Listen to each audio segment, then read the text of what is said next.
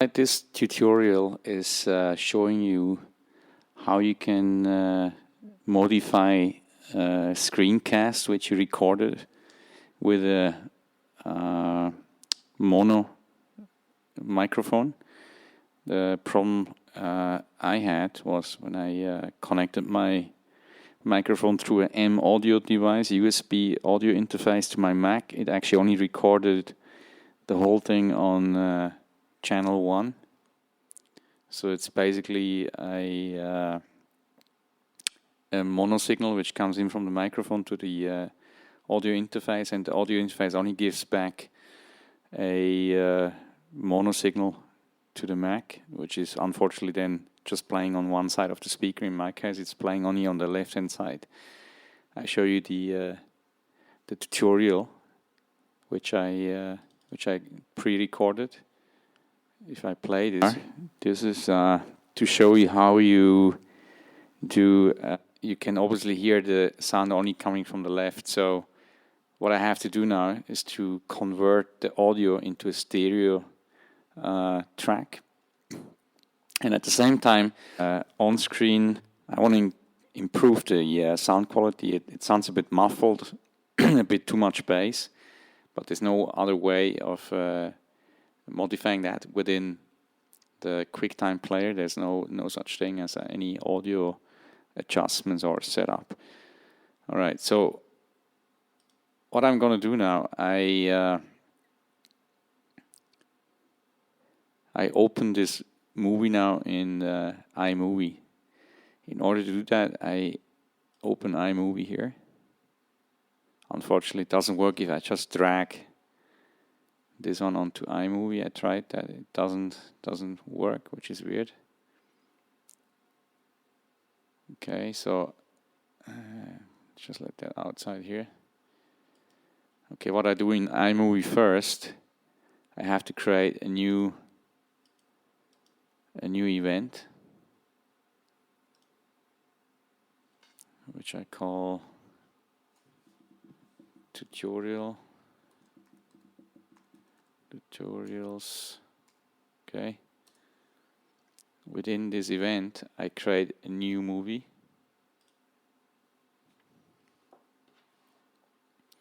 I choose no theme here. It's not necessarily required. So I call the movie a on-screen cast. On-screen cast with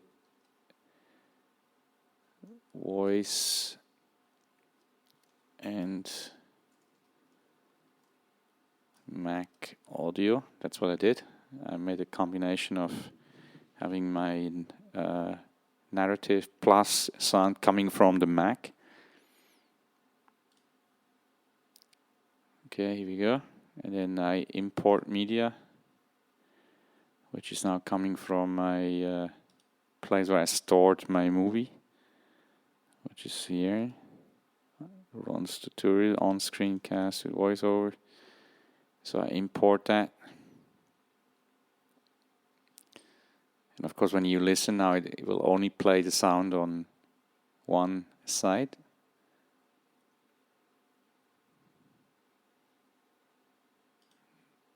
Okay. It's the same here. Yeah. Okay. What I'm going to do now, I move this already down here.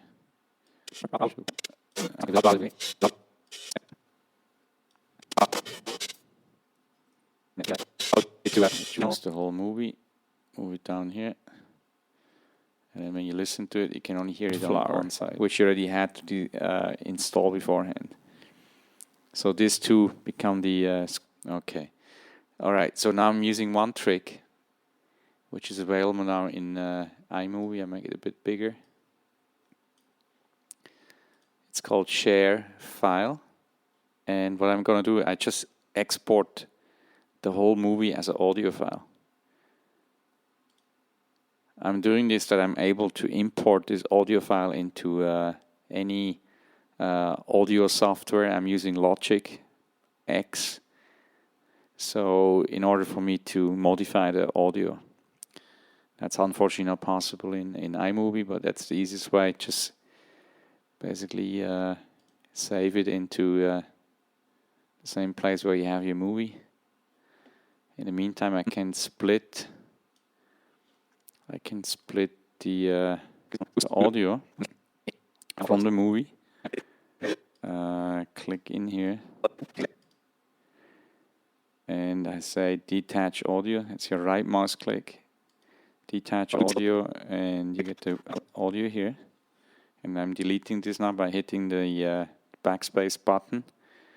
So the movie has now no more sound. In the meantime, I got exporting done. I show it in my file. Okay. I move it into my other directory here. So now I got a MP3 file, which is just the audio of that movie. The movie is up here, and that's just my MP3 file. All right, so what I'm gonna do now, I open Logic.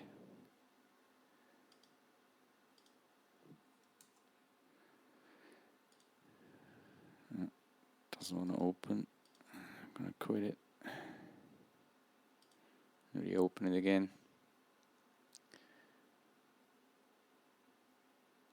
So I'm importing the audio file into my Logic X.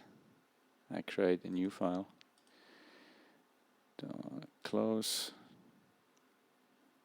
with one audio track. And I'm going back to where I have my file.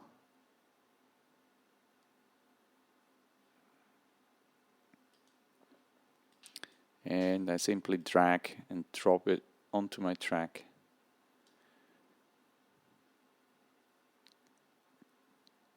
So it's imported now. And when I listen to it again, to show you how it's only on one track. So when you look at the default setting here, it shows the two circles intersection in the middle. That's the channel mode, and that's right now in stereo. Because it's in stereo and I only recorded it mono, it will only show it on one side. So you can see that up here. It's only showing it on one, and if you pan to your right, the sound will disappear because it's only on one channel. So I put that back to 0. And what I can do now, I simply click on this to make it a mono channel, and the sound immediately appears on both speakers. So another modification I want to do to my sound is the quality of it, the way it sounds, and the easiest way of doing that is going into the library, voice, and then you can play around with what suits best. I go to narration, vocal. Still not what I'm looking for, but I'm going on the channel EQ. And I'm sliding this until it sounds the way I can go a bit further here.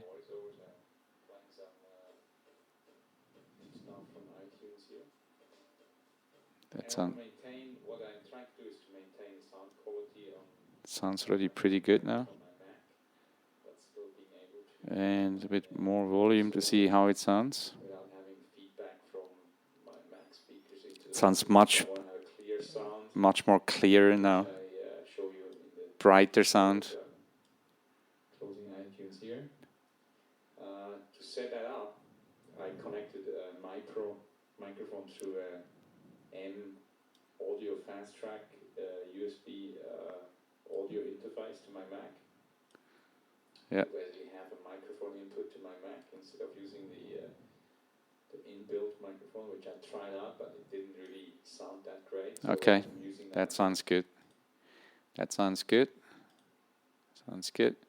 So now I have the quality I want. I want to make sure that the output setting is correct here. Normal Not getting too high. microphone connected through a USB And adjusting that a bit. At the same time, I want to. Okay, here we go. So what I'm doing now, I'm bouncing the track into an MP3 that I can later on use that audio file to attach it back onto the movie. Now in perfect stereo quality and perfect sound quality as well. So I'm bouncing that right now. Again, I go back to the same folder I had my movie, Roland's tutorial. And I'm just going to override the mono trap as I'm not going to use it anymore.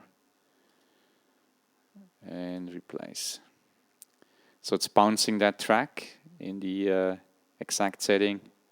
I have set it up in Logic here.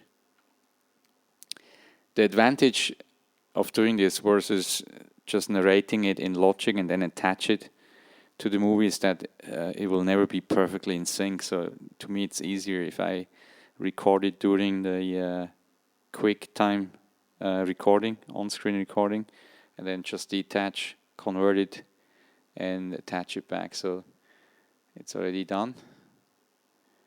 Okay, so what I can do now, you see down here, that's the audio line. And all I need to do now is going back to my folder where I had the MP3 and drag it in here all the way to the beginning. Because the length hasn't changed, so I'm pretty confident that it's just going to work like that. Right. There's sound coming.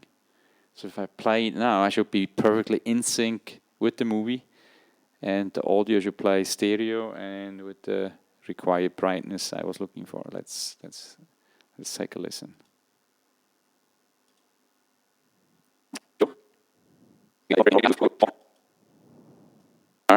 This is to show you how you do on-screen voice and audio together, because I know it doesn't work if you just use a microphone to do a voiceover. If you do a tutorial on screen like a screen cap.